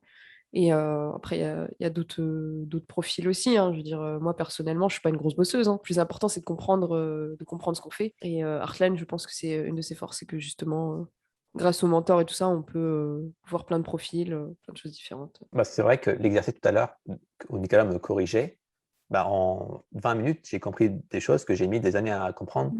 Et c'est ça que je trouve intéressant, c'est en fait, d'avoir une espèce de correction, de correcteur directement sur son travail qu'on n'a pas sur Internet, parce que sur Internet, ce qu'on voit, c'est des choses aléatoires. Après, c'est à nous de les réorganiser. Mais avoir quelqu'un qui te dit non, voici ce que tu dois faire, bah, je trouve que ça fait gagner pas mal de temps. Et par rapport à l'école, justement, Alexis, tu t'étais inscrit depuis La Réunion, c'est ça? C'est-à-dire que c'est ouvert à toute la planète ou c'est juste en Oui, France? oui, bah, dès lors que, en fait, toute la planète, oui, en théorie, oui, mais il y a aussi un peu une contrainte de temps. C'est-à-dire que nous, par exemple, en B2, on avait une meuf de notre classe qui était au Canada. D'accord. Enfin, vous en souvenez, qui était au Canada et à Tahiti. Et donc, dans les deux cas, des décalages horaires de fou. Elle se réveillait au milieu de la nuit, des fois, pour assister à des cours, ou alors chez elle, c'était très tard le soir. Donc, c'est Il faisable. y a un moment aussi, ça tombait pendant ses horaires de travail, je me rappelle. Donc, c'était vraiment Il y avait très, aussi très ça, ouais. compliqué, quoi. Il y a un On moment a, où on c'était- a- on a des élèves qui sont en Nouvelle-Calédonie, par exemple, et qui sont rarement présents au live, parce que c'est la nuit, en fait. La seule limitation, en Mais fait, ils ont le qu'il y a, replay. oui, ils ont le replay, tout à fait. Ils ont les retours des exercices, ils ont les corrections, ils ont tout ça, hein. Et la seule limitation pour Artline, en fait, en tout cas pour Artline en France, c'est de comprendre le français. Et puis d'avoir une connexion Internet. Mais dès lors que vous êtes connecté à Internet, que vous avez une tablette, alors ça peut être une tablette écran, ou ça peut être une tablette, peu importe, que vous avez une webcam, un micro, un casque, en fait, ça fonctionne. Les mentors, je l'ai dit, c'est des professionnels, c'est des gens qui travaillent dans les studios. On a des gens qui ont travaillé sur Wakfu, on a des gens qui ont travaillé sur Star Wars, on a qui ont travaillé sur les Avengers. Donc, on a vraiment des profils complètement différents. On a des directeurs artistiques de chez Ubisoft qui viennent travailler chez nous et donner des cours. Et si on n'y assiste pas, on peut quand même échanger aussi. On a des outils collaboratifs, en fait, des espèces de salles de chat, en fait, dans laquelle on peut poser des questions, poster des dessins, avoir des retours à la fois des mentors et aussi de la communauté Artline. C'est-à-dire qu'on a chez Artline mis en place un système où on invite en fait les Artliners, donc nos apprenants, à partager leurs dessins et à écouter les remarques des autres. Pourquoi? Parce que ça permet en fait de s'améliorer. C'est difficile en tant qu'artiste, parce que quand on fait des dessins, on est un artiste. Mais c'est difficile de montrer son dessin et d'être jugé en tant qu'artiste, parce qu'on prend les choses très à cœur. Simplement, c'est important de comprendre la critique et ainsi de suite. Et de toute façon, chez Artline, c'est plutôt bienveillant. En fait, les gens vont dire, tiens, alors tes ombres, c'est intéressant, est-ce que tu ne pourrais pas faire ça? Et en fait, on grandit là-dessus. C'est-à-dire qu'on a beau être en ligne, séparés dans le monde entier, parce que là, on n'est pas tous dans la même ville, hein, on est parfois sur des créneaux horaires complètement différents, et ben, on arrive quand même à faire une communauté qui s'entraide, qui échange. On poste ça, qu'est-ce que vous en pensez? Est-ce que les couleurs, c'est pas mal? Et en fait, on a des retours qui viennent là-dedans. Mais c'est comme ça aussi dans le monde professionnel. Quand vous êtes au sein d'un studio, vous n'êtes pas tout seul à votre bureau, il y a d'autres personnes qui vont passer, vous avez des superviseurs, d'autres artistes à côté de vous. Et en fait, c'est comme ça qu'on grandit, c'est en échangeant. Si on est artiste et qu'on aime bien dessiner, mais qu'on ne veut pas montrer son travail, c'est un peu compliqué en fait de pouvoir en vivre de son art. Et à un moment donné, il faut s'exposer et montrer ça au monde. Ouais, c'est vrai. Si on ne sait pas vendre son dessin, au final, ben, on n'en vit pas. Et du coup, c'est juste une passion ou un hobby plutôt Un qu'un hobby. métier. Ouais. Ok. Et j'ai l'impression du coup que les élèves se connaissent. Donc, il y a une espèce de. Enfin, du coup, je suppose que les élèves font connaissance pendant les lives où ils travaillent ensemble, des choses comme ça. Alors là, le truc, c'est que tu as en face de toi la Dream Team d'Artline. Ouais, voilà. Les alphas. Je suis honoré. Non, Les alphas. c'est-à-dire qu'en fait, nous, on est. Enfin, comment? Ça dépend des dynamiques de classe. Je sais que nous, dans la classe, surtout depuis la B3, on a souvent été. On a un live qui est ouvert en permanence, qui sert un peu de forum, de salle de maison des lycéens, enfin n'importe quoi. Un truc où on peut se connecter un peu quand on veut pour échanger avec les gens. Tu sais que si on veut bosser avec du monde autour. Parce que tu sais, c'est motivant, tu es là, tu bosses avec d'autres gens. Et ouais, on faisait beaucoup ça. Puis maintenant, voilà, on se voit souvent IRL. Louise, elle était à mon anniversaire il y a 2 mois. Enfin voilà. Enfin, ça dépend après de où on est géographiquement. Tu vois, il y a Lorena qui est à l'autre bout du monde. Bah, du monde, ça va, je suis au bout de la France. calme-toi. Oui, mais figure-toi que c'est plus cher d'aller chez toi que d'aller en Suède. Oui, non, écoute, désolée. Mais ça, c'est vrai qu'Artline, ce qui est vachement bien, après nous, on l'a vraiment développé à notre manière, parce que je pense pas que ce soit tous les apprenants de l'école qui sont comme ça. Mais c'est vrai que c'est une école en ligne, donc tout de suite on peut se dire, ah, une école en ligne, je vais être tout seul chez moi tout le temps et tout, alors qu'au final, pas du tout. L'école, c'est le petit côté familial de l'école qui est, je trouve, nécessaire et très sympathique. C'est que justement, on rencontre des gens d'un peu partout en France et l'école, elle est très ouverte à la discussion, tout ça. À chaque fois que quelqu'un a besoin de renseignements, de choses comme ça, toujours quelqu'un pour répondre. Et c'est un peu la force de cette école en ligne. Alors que, je veux dire, dans des écoles classiques, on pourrait très bien se sentir isolé, même si on est rempli de gens, alors qu'ici, voilà, c'est un peu la même chose. Et je pense que le fait que tout le monde soit un peu boosté par cette envie cette passion du dessin, cette passion de l'art, tout ça, on se retrouve avec des gens qui pensent un peu comme nous et j'ai l'impression de parler comme si on était des extraterrestres, alors que pas du tout. Non, mais je vois ce que tu veux dire parce que là, on sent une espèce de- d'entraide. Et moi, genre, avant de faire médecine, j'avais testé une école d'architecture à Paris. Et c'était l'école Malaquais avec les Beaux-Arts, donc une des plus grandes écoles, je crois. Et rien que pour y rentrer, il fallait faire un test. Il y avait genre 4000 personnes. Et le sujet, c'était genre prenez un oignon et un outil et transformez-les. Moi, je n'ai pas été reçu. Mais en gros, c'était pour dire que rien que pour le test, il y avait une espèce déjà de compétition. Peut-être. C'est ça. Que je n'ai pas apprécié du coup. C'est pour ça que j'ai fait complètement Mm. autre chose, parce que je m'étais dit que le dessin, c'est peut-être pas pour moi ce côté un peu professionnel. Mais là, c'est vrai qu'on ressent beaucoup plus de… en fait, vu que c'est des gens qui font une école pas comme les autres, parce que c'est une école en ligne, j'ai l'impression que on est beaucoup plus proche, enfin, on pense un peu plus pareil que ceux qui vont vraiment aller vouloir faire une très grande école avec compétition, être parmi les meilleurs de Paris, des choses comme ça. Donc, C'est je intéressant pense ce que que tu ça dis parce dépend. que le Artline, c'est une école dans laquelle il n'y a pas de test. La plupart des écoles que l'on va trouver, qui seront des écoles avec un bâtiment, des murs, des vitres et ainsi de suite, il y a souvent un test d'entrée en fait. Chez Artline, le défi en fait, c'est que quand vous allez vous renseigner pour entrer dans cette école, vous devez montrer que vous savez dessiner, bien évidemment. Mais vous allez montrer un dossier et ainsi de suite. Et en fonction de ça, on va essayer de vous orienter.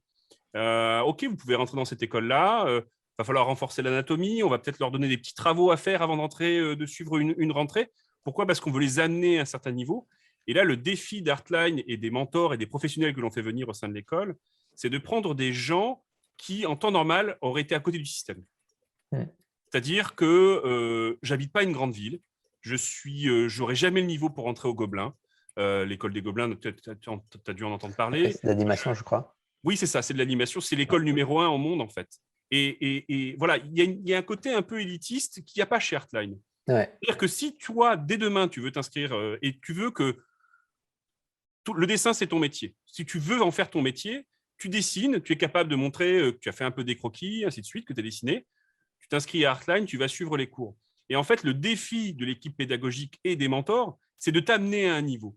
Ce niveau, ce n'est pas de devenir le meilleur dessinateur du monde. Ce niveau, c'est en sortant d'Artline, d'être employable. C'est-à-dire de pouvoir vivre de ton dessin. Et c'est une vraie différence. C'est-à-dire que nous, on ne forme pas les élites. Tu l'as vu, les talents sont là, en fait. Nous, ce qu'on forme, c'est des gens qui vont pouvoir intégrer un studio, qui vont pouvoir travailler dans le cinéma, dans le dessin animé, dans le jeu vidéo, et qui vont pouvoir en vivre. Et donc, on va leur donner les outils. On va évaluer un petit peu leur travail. On va dire, bon, OK, d'accord, tu fais du dessin. C'est quoi ton projet ? Est-ce que tu veux travailler dans la 3D ? Est-ce que tu veux faire du dessin ? Est-ce que tu veux faire du jeu vidéo ? Est-ce que tu veux faire de l'architecture intérieure ? Parce qu'on a ça aussi chez Artline. Et en fait, il n'y a pas de test comme ça, un peu alambiqué, qui permettrait de faire une sélection. C'est vraiment ouvert à tout le monde. Des gens qui sont loin physiquement. On a des gens qui sont en Afrique du Nord, par exemple. On a des gens, des étudiants chez Artline qui sont au Maroc. Ils ont une connexion Internet. Ils suivent les cours en français. Aucun problème. Il y a des gens aussi qui ont des handicaps. C'est-à-dire des gens qui, peut-être, n'ont pas envie de se confronter aux gens à l'extérieur ou qui, mobilement, ne peuvent pas se déplacer. Et donc, ils peuvent suivre ces cours-là, avoir accès en fait, à de l'enseignement professionnel donné par des professionnels reconnus et pouvoir faire cette école-là. Mais vraiment, ça, c'est important par rapport à d'autres écoles. Nous, on n'a pas de concours d'entrée. Et souvent, en fait, les statistiques des écoles, elles se font comme ça. On va écrémer au maximum, prendre les meilleurs élèves avec un concours d'entrée bien difficile, et puis on va les faire briller. Et puis, si tu es un peu mauvais, on va t'inviter à partir. Le défi d'Artline, c'est de les garder, de mettre tout en place pour pouvoir t'amener à un niveau professionnel. C'est ça la différence fondamentale, en fait, par rapport à d'autres écoles que l'on trouve sur le marché. Et il y a des tests de fin d'année, par exemple, pour passer à l'année d'après, je suppose. Ouais, exactement. Alors, des tests, il y en a forcément parce que si on veut t'amener à un niveau professionnel, quand tu vas sortir d'Artline avec ton diplôme, tu peux faire un bachelor en 3 ans et puis le compléter avec un master. Eh ben, il faut que le professionnel sache que, OK, il sort d'Artline, il a en fait coché toutes les cases. Est-ce qu'il sait faire la 3D? Oui. Est-ce qu'il sait faire ça? Oui. Est-ce qu'il sait faire ça? Est-ce qu'il sait faire ça? Est-ce qu'il sait faire ça? Et ça, c'est très important pour être employable parce que quand tu vas monter une équipe et que tu as un projet, par exemple, moi, je suis dans la région d'Angoulême, ça embauche énormément en ce moment pour le dessin animé. Ils ont des projets, ils travaillent avec les Marvel, ils font des séries télé en 3D et ainsi de suite, ou même en 2D, et ils ont besoin en fait de gens qui sont techniquement capables. Et ça, en fait, il faut le mesurer. Et donc, en fait, effectivement, à la fin de l'année, on a des tests. Et il faut que tu répondes à ces questions-là. Il faut suivre tous les cours. Et si tu réussis ces tests-là, tu passes à l'année suivante. Si tu ne réussis pas ces tests-là, eh ben, on va t'inviter à en refaire quelques-uns ou alors à refaire ton année. Alors, effectivement, tu peux redoubler. Mais pourquoi? C'est parce qu'il faut t'amener à un certain niveau. Et ce niveau, il est quantifiable, mesurable à chaque fois. Ce qui fait que quand on a les jurys de fin d'année qui sont composés de professionnels et parfois de recruteurs, eh ben, ils ont en face des élèves, ils disent lui, il me plaît bien, je vais l'embaucher. D'accord, donc un élève peut être embauché directement depuis l'école. Ça arrive, mais bien sûr. Ouais. C'est génial, ça. Ok. Mais après, s'il fait, parce que faut penser aussi que bon, ça reste une école et je vais taper un peu sur les doigts d'Artline, mais ça reste une école, donc c'est pas tout rose non plus. Non. Et je veux dire, c'est vrai que ce qui est super bien avec justement le système d'Artline, c'est que tout le monde est accepté. En fait, tout le monde, tu peux venir, tu peux travailler à ton rythme, tout ça. Mais ça va poser aussi d'autres problèmes, c'est que du coup, tu peux avoir une disparité de niveau. Et je pense qu'Artline, il faut pas venir la tête tranquille en se disant oh, ça va être facile, nanana, je pourrai apprendre à mon rythme et tout ça.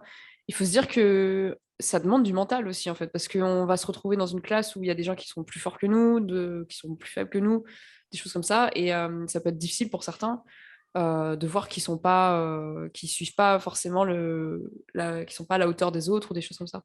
Et c'est quelque chose qui arrive fréquemment, je pense, à un certain niveau dans Heartline, c'est de passer, par exemple, de la B2 à la B3, la plupart du temps, en concept art illustration, c'est que les gens sont un peu paumés. Enfin, c'est un moment où dans notre passage, on se dit, est-ce qu'on est assez bon pour faire ce qu'on veut? Est-ce que est-ce que ça vaut le coup de s'investir dans une école comme ça? Des choses enfin, ce genre de pensée. Et ça arrive très fréquemment. Et je pense que ça doit très certainement arriver dans plein d'autres écoles aussi. Mais Artline te permet aussi de justement te poser ce genre de questions. Et je pense que c'est très important parce que faut se créer une mentalité quand on rentre dans une industrie. Il faut se dire, voilà, j'ai peut-être pas le niveau, mais justement, si j'ai pas le niveau, qu'est-ce que je dois faire pour améliorer ce niveau-là? Et, du coup, voilà, c'est bien d'avoir une école qui est ouverte à tout le monde, mais il faut avoir quand même le mental et Ça demande du travail. ça demande du travail. Ouais. C'est plus qu'évident. C'est-à-dire que si tu rentres chez nous et que ton but professionnel, c'est de travailler dans l'industrie ou d'être illustrateur ou de travailler chez Ubisoft, par exemple. Moi, j'adore les jeux d'Ubisoft. Donc, OK, je rêve de travailler chez Ubisoft. Je vais être concept artiste. Je vais rentrer chez Artline. Je vais apprendre tout ça. Mais ça va me demander de l'engagement, en fait. Et donc, il y a effectivement les cours à suivre. Tu peux revoir les vidéos. Tu peux échanger avec les élèves et ainsi de suite. Mais ça demande aussi un travail personnel qui est conséquent. Ça ne va pas se faire tout seul, en fait. Mais ça, c'est comme dans tout cadre de métier, en fait. La question du projet professionnel, c'est une des premières questions que l'on va te poser D'accord. quand tu vas arriver, t'inscrire chez Artline. C'est d'accord, super, qu'est-ce que tu veux faire? C'est un truc qui peut être peaufiné au fil des ans. Et puis, comme tu disais, Louis, c'est pas de tout repos, c'est pas tout rose non plus. Nous, on fait notre maximum de notre côté. Enfin, Lorena elle parlait tout à l'heure du système de tuteurs. On a aussi des référents pédagogiques qui accompagnent quand même les apprenants au fil de leurs années.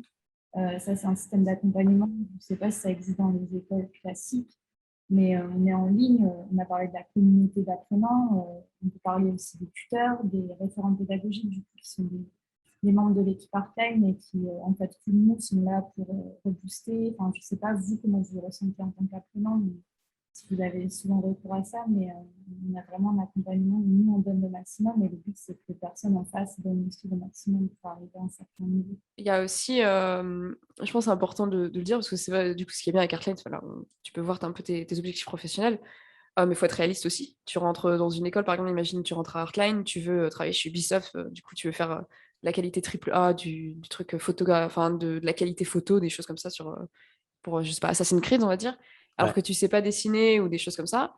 tu vas te prendre un mur. En 2 ans, c'est impossible de faire un style, c'est pratiquement impossible d'avoir un certain niveau, surtout que c'est par exemple un niveau qui est travaillé par des artistes qui ont fait ça sur 10 ans, des choses comme ça. Donc c'est vrai que ça peut aider, mais c'est bien de pas non plus se mettre des objectifs trop élevés par rapport à ce qu'on est. Parce qu'au final, après, tu te retrouves à la fin de tes 2 années de bachelor, par exemple, si tu veux juste faire le bachelor. Et bah, tu te retrouves face à un mur parce que le mur, c'est que voilà, tes objectifs sont trop élevés et du coup, voilà.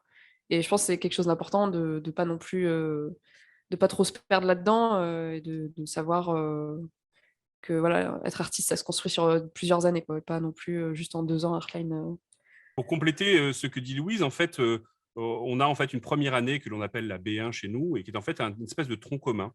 Ça te permet d'évaluer ton travail et puis tu es encadré par des professionnels qui vont te donner des évaluations. Donc, tu sauras en fait les points faibles et les points forts de ton travail et ainsi de suite. Et à la fin de cette B1, tu pourras choisir si tu veux aller plutôt vers de la 2D ou vers de la 3D. C'est là que tu commenceras un bachelor en 2 ans. Donc, D'accord. quand tu finis ton bachelor, en fait, tu auras déjà 3 ans en fait là-dessus avec une spécialité en 2D ou en 3D.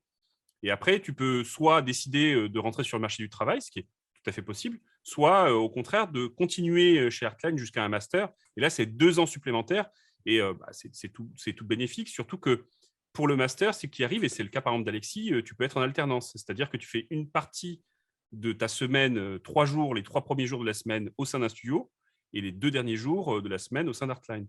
Et on le sait très bien, une école, on essaie d'apporter le plus de connaissances techniques, on essaie d'apporter un savoir-être, un savoir-faire aussi, comment tu réagis dans le monde professionnel, mais on n'apprend jamais mieux qu'une fois dans le monde professionnel. Et l'alternance, ça permet ça, justement. Déjà, ça Ouais. permet d'intégrer un monde professionnel, mais surtout de commencer à faire son réseau en fait professionnel. Parce que c'est aussi ça, c'est être artiste, si tu ne montres pas ton œuvre, personne ne te connaît, tu n'es pas remarqué, bah, tu n'es pas embauché en fait. Donc, du Ouais. coup, ça permet de mettre un premier pied dans le monde professionnel. Est-ce qu'il y a par exemple des liens ou des ponts entre l'école Artline justement et des entreprises telles des studios pour justement faire des alternances ou des choses comme ça? Oui, forcément, puisque en fait, chez nous, comme je le disais, nos professeurs, nos mentors, en fait, sont des professionnels qui C'est travaillent dans vrai. des studios. Donc, en fait, il y a déjà un lien qui est fait là-dessus. Et puis après, voilà, il y a forcément des facilités. Si tu as un mentor et qu'il adore ton travail et que tu as beaucoup travaillé là-dedans, ben, déjà, tu le connais. Tu peux échanger avec lui. Et même s'il ne donne pas des cours, il est présent sur les plateformes que l'on a mis en place au sein de l'école avec lesquelles tu peux échanger, discuter avec lui, lui envoyer des dessins, avoir des corrections. Donc, tu peux faire un échange et donc, tu commences à construire ça, une relation. Et après, c'est sûr que si tu veux rentrer chez Ubisoft et que ton mentor est chez Ubisoft, c'est forcément Ça aide. ça aide. Ça ne veut pas dire que c'est garanti, hein, c'est pas du tout ça. Mais Non, non, simplement, bien c'est un sûr. premier contact dans un réseau professionnel. En fait, on fait venir à la fin de ton bachelor, c'est-à-dire que tu auras fait ta première année de ton tronc commun, puis tes Ouais. 2 ans de bachelor, tu as un jury qui vient et ce sont aussi des professionnels. L'année dernière, on a eu un jury donc de B3, les gens qui finissaient le bachelor, où on avait des recruteurs ou des gens qui recrutaient des directeurs de studio, des directeurs artistiques. On avait un très talentueux directeur artistique de Ubisoft qui est venu pour regarder le niveau des élèves et qui a pris des contacts personnels avec certains des élèves, alors que c'était un professionnel qui ne les avait pas suivis pendant l'année, mais juste il a découvert leur projet de fin d'année, il a pu faire des contacts là-dessus. Donc voilà, on commence aussi comme ça, en fait, par le biais de ces professionnels qui viennent au sein de l'école, à construire son réseau professionnel. C'est important, tu sais, nous, on met en avant la professionnalisation et souvent, on est un peu casse-pied sur les premières années auprès des élèves en disant montrez votre travail de manière professionnelle, présentez vos travaux correctement et ainsi de suite pour qu'ils aient les bons réflexes. Et en fait, au fur et à mesure des années, ils construisent ce que l'on appelle un portfolio. Et un portfolio, c'est un peu ta carte de visite, c'est-à-dire que tu vas démarcher un studio, il va dire bon, OK, qu'est-ce que vous savez faire? Et c'est là qu'on va montrer le portfolio. Et si le portfolio il est mal fait, mal fagoté, ou qu'il n'a pas été fait sérieusement, ou qu'il n'a pas été correctement construit, vous n'aurez pas le poste. Et c'est pas parce que vous voulez dire non, mais je vous assure, je sais dessiner, le recruteur, il n'aura pas le temps. Voilà, et ça, c'est problématique. Et en plus, dans l'industrie, et si on vise des gros studios, souvent le premier recruteur vers lequel on va être, c'est pas du tout un artiste. C'est quelqu'un qui sera responsable des ressources humaines et qui va savoir juste est-ce que tu réponds aux cases. Et répondre aux cases, c'est quoi? Est-ce que tu as un diplôme? Alors que c'est pas forcément nécessaire d'avoir un diplôme. Mais pour les grosses structures, on va dire tu as un diplôme? Non. Ah, je vais pas te prendre parce que si tu n'as pas de diplôme, tu n'es peut-être pas très très bon. Ouais. Et ainsi de suite. C'est ça le problème en fait là-dessus. Et c'est pour ça que on peut réussir et travailler dans l'industrie sans avoir fait d'école. c'est juste plus difficile, quoi. Disais, on t'attend. Eh ben, je m'inscris ce soir. C'est artline.com, c'est ça? Non, mais c'est super intéressant. Je pense que si j'avais pas déjà YouTube, j'aurais fait une école en ligne. Parce qu'en fait, je n'étais pas au courant. Et d'ailleurs, c'est quand on m'a contacté que j'ai appris qu'il y avait une école en ligne. Mais c'est vrai que ouais, c'est quelque chose que j'aurais pu faire. Parce que j'ai du mal, moi, à être tous les jours quelque part, à devoir me lever tous les matins à telle heure, devoir faire des devoirs tous les jours. Et donc, avoir quelque chose qui va être aussi flexible, bah, ça correspondrait plus à ma façon de travailler. Et j'ai l'impression que ça correspond à beaucoup d'artistes en général. Mais il faut savoir que l'école, elle a été fondée par des gens qui étaient artistes aussi, C'est ça qui est bien. qui ont eu un passé dans l'industrie, qui ont travaillé. Moi, j'ai fait 20 ans dans le dessin animé. Il y en a d'autres qui ont travaillé à la production. Moi, j'étais à la réalisation. Donc, c'est vraiment fait par des professionnels et des gens du secteur. Donc, on sait plus ou moins. En fait, on a fait avec Artline l'école que l'on aurait aimé avoir. En fait, c'est ça. C'est que ça répond à une problématique qui est de comment aider les gens qui ne savent pas forcément aller dans une grande école.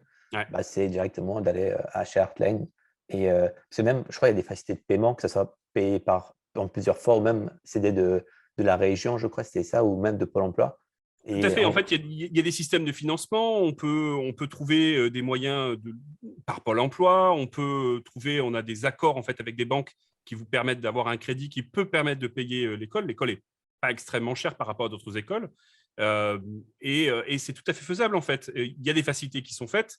On met tout en place en fait pour que les gens puissent venir et voilà, et qu'ils aient un enseignement de qualité. Ça, c'est vraiment un point important pour nous. Et une autre question, mais ça c'est plus c'est une parenthèse, c'est que est-ce que l'école, par exemple, là, ce qu'elle apprend, c'est pas mal de choses qui vont être d'actualité, comme l'animation 2D, 3D, digital, etc. Mais est-ce qu'elle va être aussi ouverte sur le futur? Par exemple, je ne sais pas si vous avez, mais en ce moment, il y a des choses qui s'appellent les NFT. C'est le fait de vendre, par exemple, un dessin numérisé, mais il va être unique parce qu'il aura été miné en tant que de la crypto-monnaie sur la blockchain. Et je sais qu'en ce moment, il y a beaucoup d'artistes qui apprennent, par exemple, les dessins en 3D, parce que c'est ce qui se vend le plus.